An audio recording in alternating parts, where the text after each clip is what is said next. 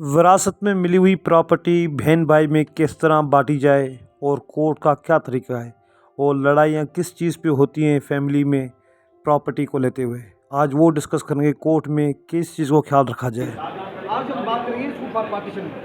जो लवाकिन होते हैं, जो बंदा गुजर जाता है, उसके जो लीगल हेयर्स फाइल करते हैं सूट फॉर पार्टीशन।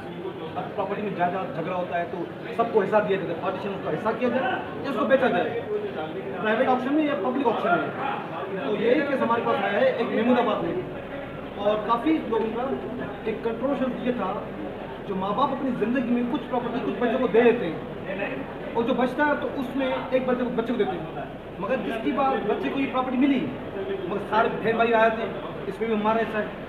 वो ये कहता है जब हमारे वालिदैन जिंदा थे तो आपको अपनी ज़िंदगी में प्रॉपर्टी प्लॉट आपको दिया था, तो लिहाजा आपका हिस्सा अभी नहीं बन रहा।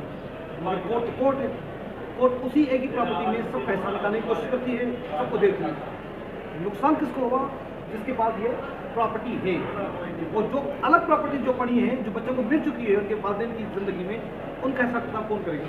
ये एक सवाल निशान में बढ़िया झगड़े होते हैं उसमें, और काफ़ी चीज़ होती है। अब असली साहब प्रॉपर्टी का इंटीग्रेशन का फैमिली लड़ती है, कुछ होता नहीं है, आर्बिट्रेशन है नहीं हमारे मुल्क में। जैसे नहीं करना चाहिए, जो भी लोग हो तो अपने माँ बाप की ज़िंदगी में होना चाहिए। अगर वो कुछ फैसला कर गए तो उसके फैसले के ऊपर नहीं करना। आप ये करें कि बिल होनी चाहिए, हाँ बिल होना चाहिए, उसमें पता हो मैं ये प्रॉपर्टी मैं अपने बच्चों को दे चुका हूँ अपनी ज़िंदगी में, और ये प्रॉपर्टी इसकी है, अगर मैं मर भी गया तो ये इसकी मिलेगी, वो कोई दावेदार उसके बच्चा बेटी नहीं होगी। नहीं ऑब्जेक्शन करना चाहिए अपने बड़ों के पास। एग्जैक्टली, अगर कोई ऑब्जेक्शन हो तो उनकी ज़िंदगी में हो, मरने की बात नहीं हो। और हम कैसे देखें, तभी तो हमारी कोर्ट सिविल कोर्ट भरी हुई है इन प्रॉपर्टी के डिस्प्यूट। ये एक हकीकत है, हमारी कोर्ट सिविल कोर्ट्स में लातादाद फैमिली केसेस के पार्टीशन और प्रॉपर्टी की विरासत के केसेस मौजूद होते हैं।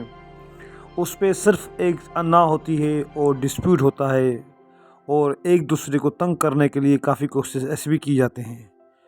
और हमें ये पता होता है ताकि माँ बाप अपनी ज़िंदगी में कुछ प्रॉपर्टीज़ अपनी बेटी और बेटे को दे जाते हैं अपनी हयाती में, और कुछ प्रॉपर्टी वो उनके नाम पे रहती हैं, मगर वो कह जाते हैं ये प्रॉपर्टी मेरे फ़लाँ बड़े बेटे की है या बीच वाले बेटे की है।